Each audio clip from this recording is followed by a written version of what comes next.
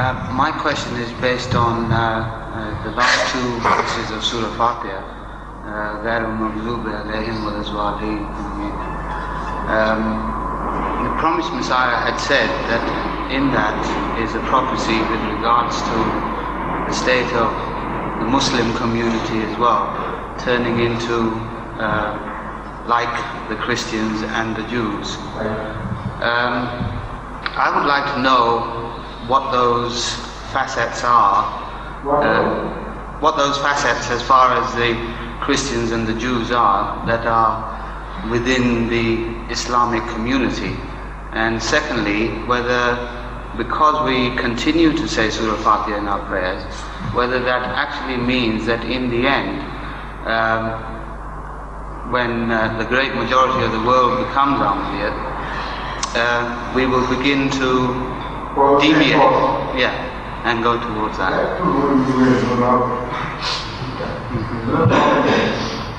Everything which is created meets destruction ultimately. Follows the course of destruction. Nothing but the face of Allah is eternal and everlasting. Even this universe, which is supposed to be indestructible by scientists. For example, they said the protons are indestructible. And now they have begun to discover that protons also have a life period. And so everything which comes to be is made to go away, to finish, to die. So how can Ahmadiyyat be an exception? This is a natural phenomenon that will follow. But we must try to prolong life, and that is observable. This is what lies in our hands to a great extent. You can find sensible people who maintain their buildings well, who look after everything.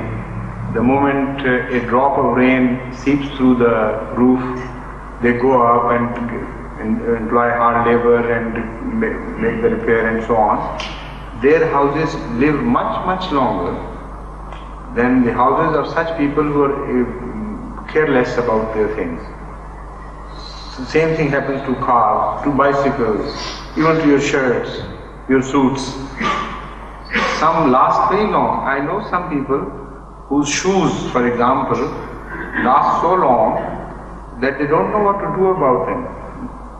So Zufla Khan Sahib once told me that he had shoes, say, of 40 years standing, and ultimately someone threw them away without his permission.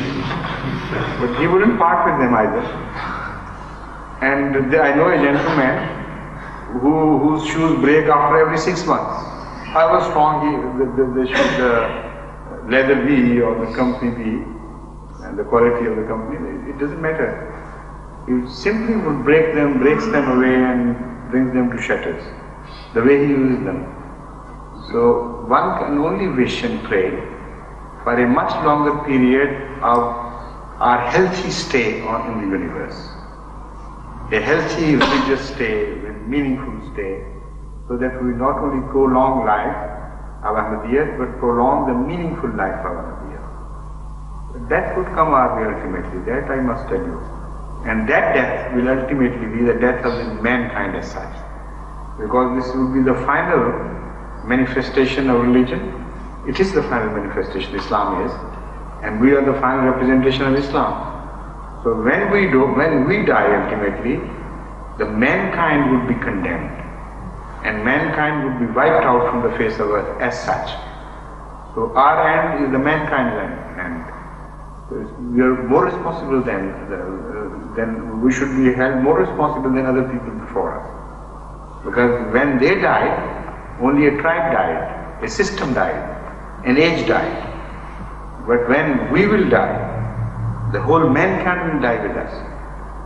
So we must be very careful and feel responsible towards this and behave responsibly. Azan, please.